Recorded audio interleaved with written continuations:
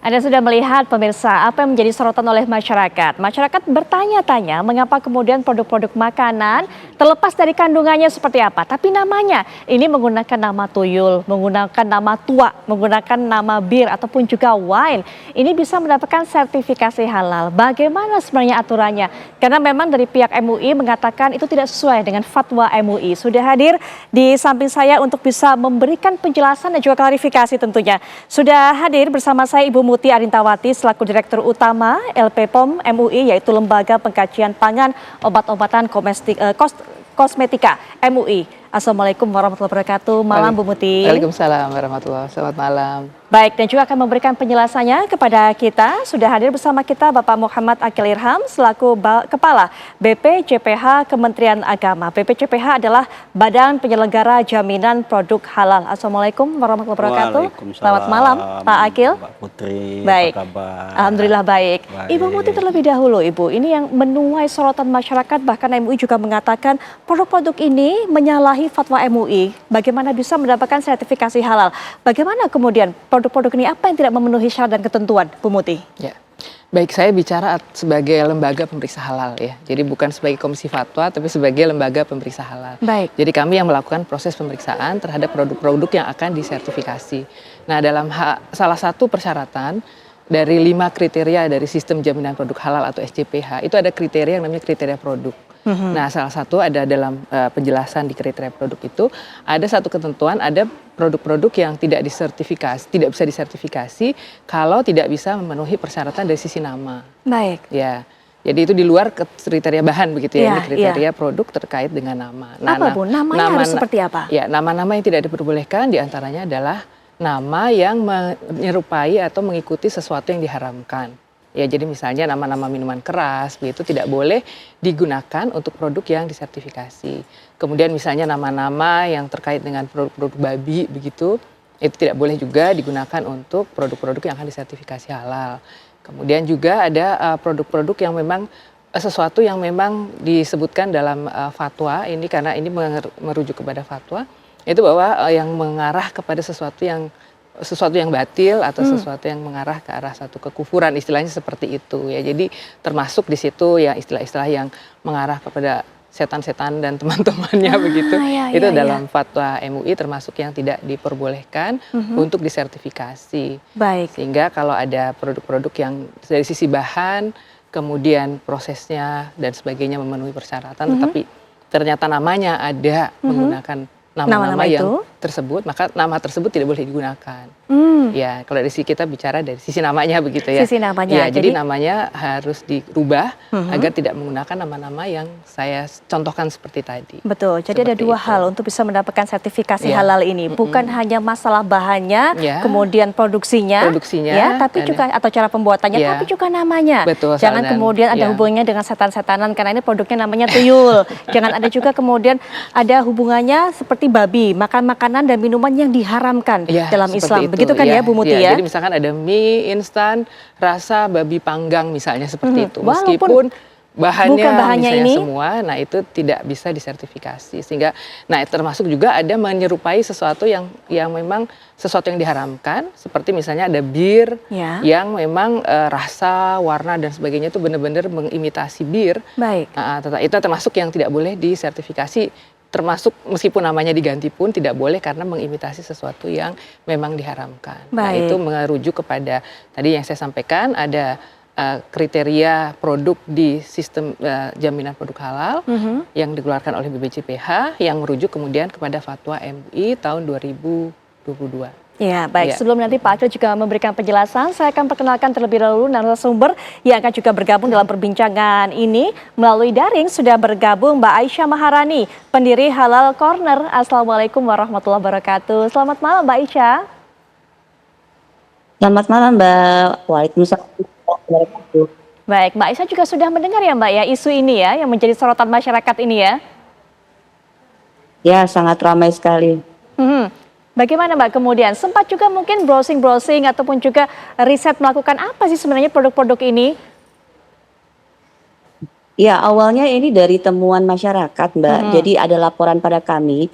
Biasanya memang kami suka menerima laporan dari masyarakat apa saja yang memang terkait dengan halal. Nah, kebetulan tepatnya tanggal 23 September yang lalu itu kami mendapatkan laporan juga masukan dari teman-teman halal influencer dan juga masyarakat tentang penemuan adanya nama-nama yang tadi tuyul, kemudian tuak, kemudian bir itu mendapatkan sertifikat halal dan itu diterbitkan pada tahun 2023.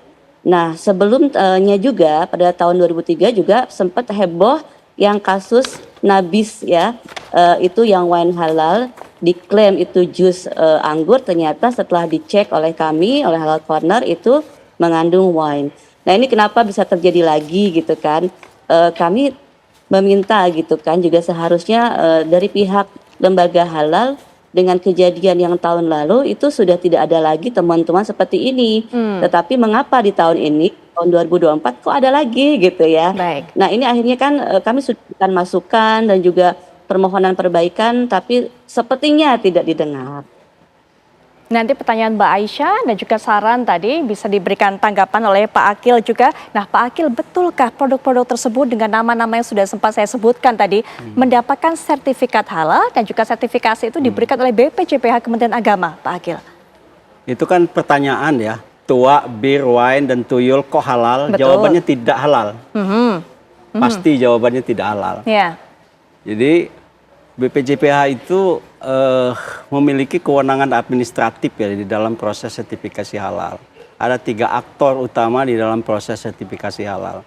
Pertama BPJPH, kedua LPH, ketiga Komisi Fatwa Majelis Ulama Indonesia, dan Komite Fatwa Produk Halal.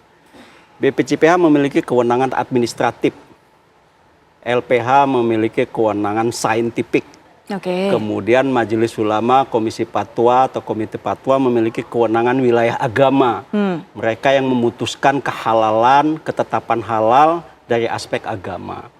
Nah, kalau BPJPH mengeluarkan sertifikat, itu pasti sudah halal, Pak. Secara produk, begitu ya? Secara produk maupun secara proses maupun dari segi penamaan dan lain-lainnya. Ya. Karena sudah diaudit oleh LPH, salah satu LPH-nya LPPOM, Pak Muti, kemudian sudah dipatwa oleh Komisi Fatwa maupun Komite Fatwa. Oke. BPJPH tidak punya keberanian untuk mengeluarkan sertifikat tanpa ada ketetapan halal dari Komisi Fatwa maupun dari Komite Fatwa. Oke. Ya kan? Jadi saya ingin tegaskan di sini bahwa yang beredar di masyarakat apabila sudah mendapatkan sertifikasi halal, saya memberi garansi dan jaminan bahwa itu sudah pasti halal. Baik. Tidak ada keraguan lagi di dalamnya. Jangan ragu konsumen untuk mengkonsumsi apabila produk, resto, minuman, makanan yang sudah punya logo halal, itu pasti sudah halal. Bagaimana dengan produk-produk ini, Pak? Produk-produk yang nama produknya adalah tuyul, wine, bir ini, apakah memang sudah betul-betul mendapatkan sertifikasi halal sesuai pengakuan mereka? Nah, persoalannya sekarang soal penamaan, ya. Zatnya halal, bahan bakunya, bahan tambahan, bahan campurannya halal, prosesnya halal, penamaan. Nah, penamaan ini memang tadi betul kata Ibu, sudah ada di dalam SJPH sesuai dengan standar nasional Indonesia maupun Fatwa Halal MUI 2020. Namun ya, di dalam pelaksanaannya ada perbedaan pendapat di kalangan ulama di dalam memutuskan perkara itu di dalam sidangnya gitu. Baik. Nah, perbedaan ini yang saya kira menimbulkan ada sebagian yang keluar ketetapan halalnya. Apakah mungkin ada tingkat toleransinya atau apa, kan bukan kewenangan BPJPH. Bukan kewenangan BPJPH. Apakah dari aspek rasa, apa aspek baunya atau aspek apanya, saya nggak tahu gitu kan. Sehingga nama-nama itu beberapa itu teridentifikasi dengan nama-nama itu. Saya ingin menunjukkan di data kami ya. Misalnya wine tahun 2021 itu skema reguler itu ada 18 produk yang berkonotasi pada wine. Sedangkan yang self declare 2. Tahun 2022 reguler 5 dan self declare ada 24. Kemudian bir tahun 2021 2022 ada 5 bir. Setan. Ini ada setan juga ini. Reguler 1, self declare 1. Dan ini diputuskan melalui sidang komisi fatwa. Baik. Gitu.